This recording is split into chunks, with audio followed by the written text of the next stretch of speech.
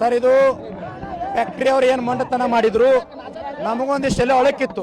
ಯಾವ ರೀತಿ ಹೋರಾಟ ಮಾಡೋದು, ಹೈವೇಕ್ ಹೋಗೋದು, ಇಲ್ಲೇ ಮಾಡೋದು, ಚಳವಳಿ ರೂಪ ಬೇರೆ ತಗೊಳ್ಳೋದು, ಫ್ಯಾಕ್ಟ್ರಿ ಅವ್ರನ್ನ ಯಾವ ರೀತಿ ಭಾಗಿಸ್ಬೇಕು ಅಂತೇಳಿ ಸಾಕಷ್ಟು ಜಾರಿ ಚರ್ಚೆಯನ್ನು ಮಾಡಿದಾಗ ನನಗನ್ನಿಸ್ತು, ನಂಜುಂಡಸ್ವಾಮಿ ಅವರ ತತ್ವ ಹೆಂಗಿತ್ತು ಅಂದ್ರೆ, ಸರ್ಕಾರ ನಾವಿದ್ದಲ್ಲಿ ಬರಬೇಕು, ಅಧಿಕಾರಿಗಳು ನಾವಿದ್ದಲ್ಲಿ ಬರಬೇಕು. ತಾವು ನೋಡಿದಿರಿ, ನಾನು ವೇದಿಕೆ ಬಿಟ್ಟು ಒಂದು ಕ್ಷಣ ಹೊರಗೆ ಹೋಗಲಿಲ್ಲ. ಯಾಕಂದ್ರೆ ರೈತರನ್ನ ಮಣ್ಣು ಕೊಡ್ತಕ್ಕಂಥ ಕೆಲಸ ಆಗ್ಬಾರ್ದು.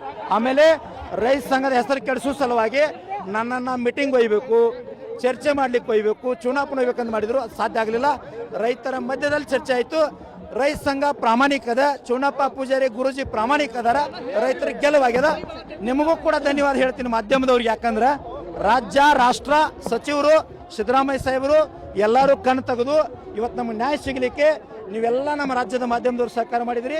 ಅನ್ನದಾತರ ಪರವಾಗಿ ನಿಮ್ಮೆಲ್ಲರ ಕಾಲಿಗೆ ಬಿದ್ದು ಧನ್ಯವಾದಗಳನ್ನು ಸಲ್ಲಿಸ್ತೀನಿ. ಹೋರಾಟ ಮುಂದುವರಿಯುತ್ತಾ ಮುಗಿಸ್ತಾರ ಇಲ್ಲಿಗೆ? ಹೋರಾಟ ಮುಕ್ತಾಯ ಸರ್, ಮುಕ್ತಾಯ ಸರ್, ನಮ್ಗೆ ಗೆಲುವಾಗ್ಯದ. ಮುಂದೆ ಅಧಿವೇಶನದಲ್ಲಿ ನಾನು ಚುನಪ್ಪ ಮಾತಾಡ್ಕೊಡ್ತೀವಿ, ನಮ್ಮ ರಾಜು ಪವಾರ್ ಅವರು ಎಲ್ಲ ಮುಖಂಡರು ಮಾತಾಡಿಕೊಂಡು ಒಂದು ನಿರ್ಧಾರ ಮಾಡಿಕೊಂಡು ಮಾಧ್ಯಮಗೋಷ್ಠಿಯನ್ನು ಬೆಳಗಾವಿಯಲ್ಲಿ ಮಾಡಿ ನಿಮಗೂ ಕೂಡ ವಿಷಯವನ್ನು ತಿಳಿಸ್ತೀನಿ ಸರ್. ಇಲ್ಲ ಸರ್, ವೇದಿಕೆ ಇರಲ್ಲ. ಕ್ಲಿಯರ್ ಆಯ್ತು sir, clear. Okay, thank you sir.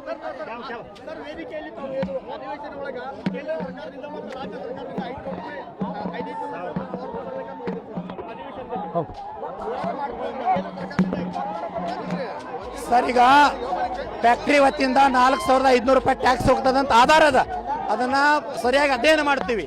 ಎಷ್ಟು ಟ್ಯಾಕ್ಸ್ ಹೋಗ್ತದ, ಕಲ್ಟಿವೇಶನ್ ಹೋಗ್ತದ, HNT ಏನದ, ಟ್ರಾನ್ಸ್ಪೋರ್ಟ್ ಏನದ, ಎಲ್ಲ ಮಾಹಿತಿ ತಗೊಂಡು ಸರ್ಕಾರದೊಳಗೆ ಆಧಾರ ಸಮೇತವಾಗಿ ಅಧಿವೇಶನದಲ್ಲಿ ಗಟ್ಟಿಯಾದ ಹೋರಾಟ ಮಾಡ್ತೀವಿ.